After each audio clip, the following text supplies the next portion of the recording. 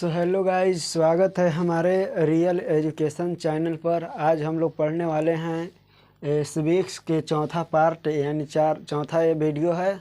और जो 3 वीडियो है वो अपलोड कर दिए हैं, तो उसको भी पहले देख लीजिए, उसके बाद इसको देखिएगा तो ज़्यादा समझ में आएगा।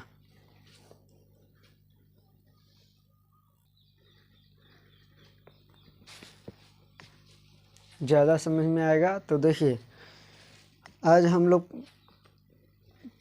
4-5 गो पॉइंट लिए हैं, यानी 8 पॉइंट लिए हैं। जो छोटा छोटा पॉइंट है इसको समझ लेंगे तो हमारे परीक्षा में इसे जितना लिखे हैं इसमें से कितन यानी 2 न तो फिर यानी 2 या 1 नंबर के ज़रूर पूछ लेगा इसमें, यानी 2 गो ज़रूर पूछेगा।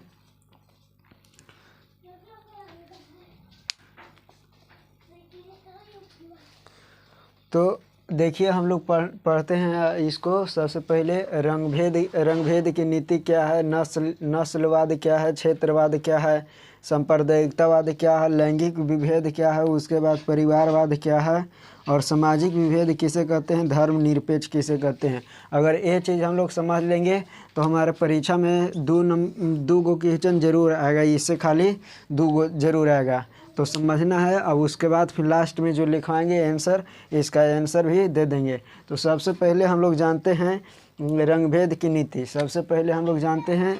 की नीति। कि रंगभेद किसको कहते हैं। तो देखिए, मनुष्य में ऐसे बायोलॉजी रूप से पढ़िए तो 5 जो है प्रकार होता है। मनुष्य का जो कलर होता है वो 5 प्रकार होता है। ऐसे जो होता है वो 2 होता है जिसके वजह से भेदभाव किया जाता है समाज में। यानी पहला होता है गोरा और दूसरा होता है काला। तो इसी के वजह से हमारे जो समाज में बुराई है कि एगो गोरा और एक काला के रंग के आधार पर भेदभाव किया जाता है। तो ये अब उतना नहीं देखने के लिए मिलता था, लेकिन पहले जो अंग्रेज़ थे उस समय बहुत ये चीज़ का देखने के लिए मिलता था, यानी रंगभेद। और ये चीज़ अमेरिका में भी देखने के लिए मिलता था, जिसके जो वहाँ के जो राष्ट्रपति हैं, वो राष्ट्रपति उस समय बने थे, वो काला बने थे और बहुत प्रसिद्ध हुए थे। बताएंगे आगे। तो देखिए, हम लोग सबसे पहले पढ़ते हैं रंगभेद की नीति। कि रंगभेद की नीति क्या है। तो मनुष्य में जो गोरा और काला रंग पाया जाता है, तो उसके आधार पर जो भेदभाव किया जाता है उसी को रंगभेद की नीति कहते हैं। मनुष्य में फिर से देखिएगा, जो मनुष्य है उसमें गोरा और काला के आधार पर किए जाने वाले भेदभाव को रंगभेद की नीति कहते हैं। बस इतना हम लोग लिख देंगे तो आराम से जो 2 नंबर मिल जाएगा। उसके बाद इसमें और कुछ ऐड करेंगे कि इसका जो विरोध पहला बार किए थे वो किए थे मार्टिन लूथर किंग। सबसे पहला बार विरोध करने वाले व्यक्ति कौन थे? Martin Luther king. Martin Luther king ये पहला व्यक्ति थे जो कि ये रंगभेद को विरोध किए थे। और इनको अमेरिका के गांधी कहा जाता था। यानी अमेरिका के गांधी किसको कहा जाता था? तो मार्टिन लूथर किंग।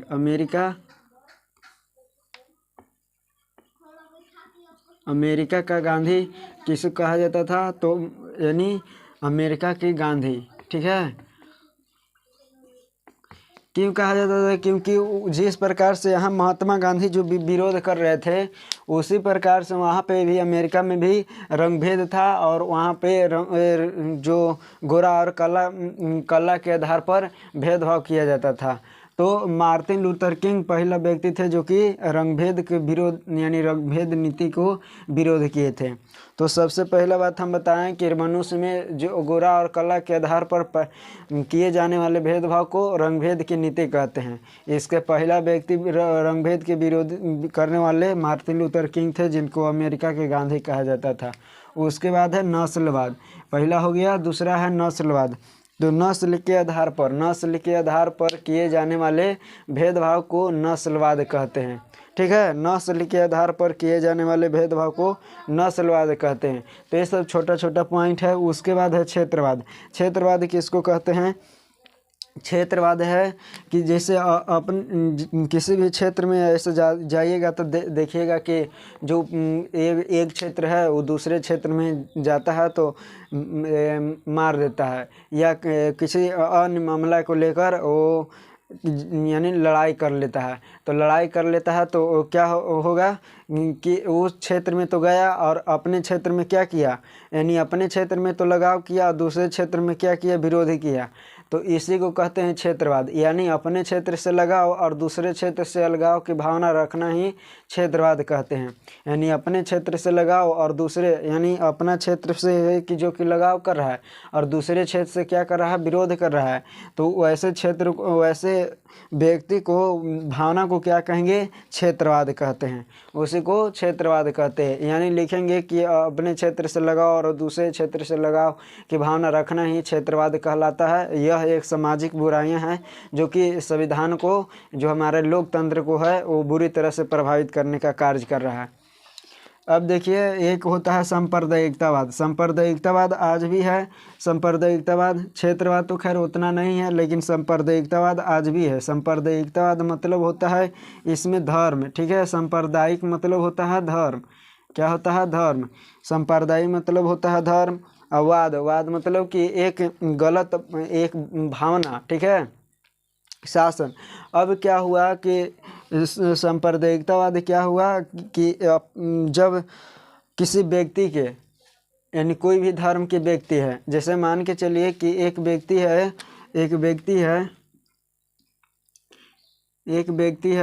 कि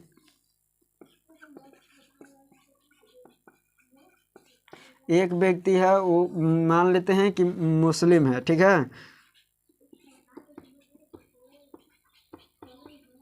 और एक व्यक्ति है जो कि क्या है, यहाँ पे कर देते हैं दो व्यक्ति, ठीक है, दो व्यक्ति, जिसमें से एक व्यक्ति मुसलमान है और एक व्यक्ति क्या है, हिंदू है।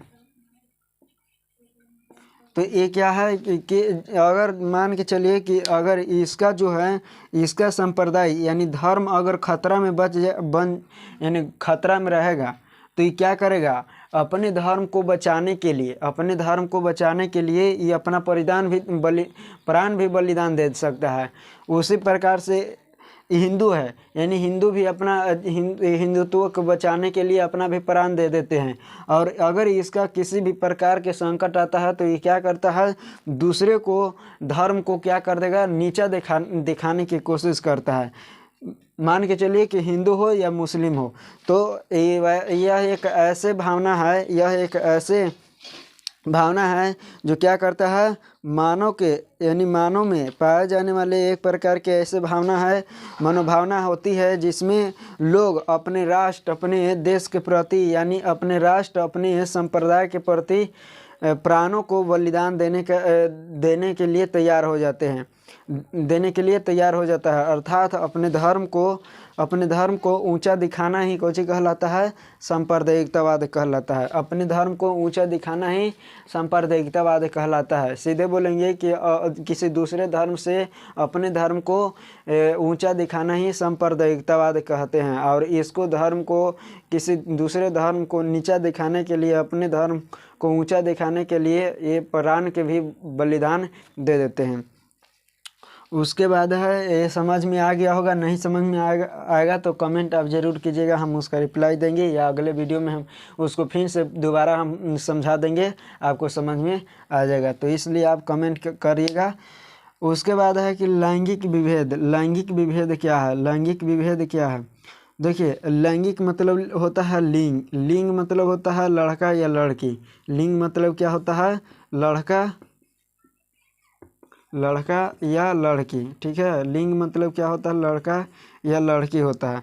तो लिंग यानी लिंग का अर्थ यानी लैंगिक विभेद। लैंगिक विभेद मतलब होता है कि क्या होता है कि आज तो लैंगिक विभेद आज भी है, थोड़ा बहुत जो गांव में देखने के लिए मिलता है।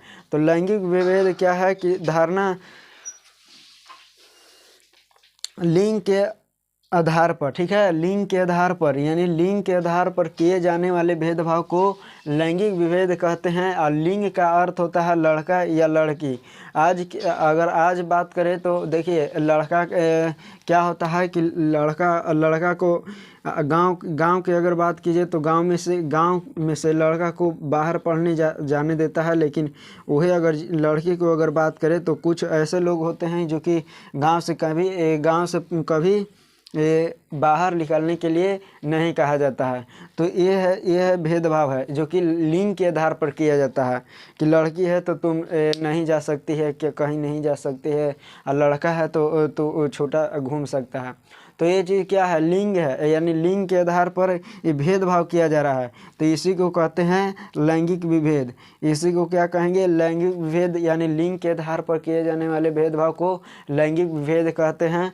और लिंग का अर्थ होता है लड़का या लड़की। उसके बाद है परिवारवाद। परिवारवाद है, हम लोग परिवारवाद के समझते हैं।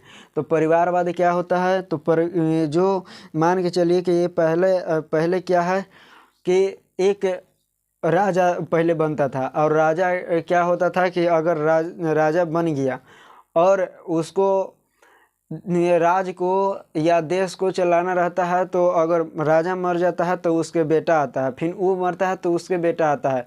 यानी किसी भी प्रकार से अपना जो सत्ता है वो किसी दूसरे के हाथ में नहीं देना चाहता है जब तक कि उसको से बरियारी छीना नहीं जाए। तो इसी को परिवारवाद कहते हैं, यानी अपने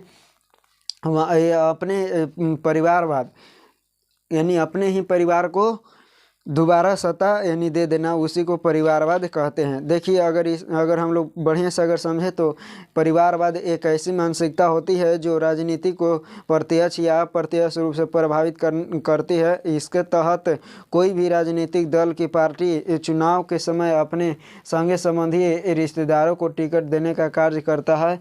तो ऐसे लोकतंत्र को परिवारवाद या कौन कहते हैं, वंशवाद कहते हैं। तो देखिए ये भी परिवारवाद है। ये अपने मतलब कि अपने इसको देश से विकास होने से यहाँ पे कोई मायने नहीं रखता है इसके लिए, जो परिवारवाद करता है, यानी अपने जो रिश्तेदार को देखता है, अपने परिवार को देखता है, इसी को कहते हैं परिवारवाद कहते हैं। और टिकट भी देने का कार्य कौन करता है, तो अपने परिवार के अपने संगी संबंधियों को देने का कार्य करता है। इस तरह से हम लोग कई कारण से हम लोग समझ सकते हैं कि परिवारवाद आज भी जिंदा है। तो हम लोग ये पहले 6 गो की परिभाषा लिख देते हैं, अगर टाइम बचेगा तो हमको सामाजिक विभेद बताएंगे और धर्मनिरपेक्ष बताएंगे।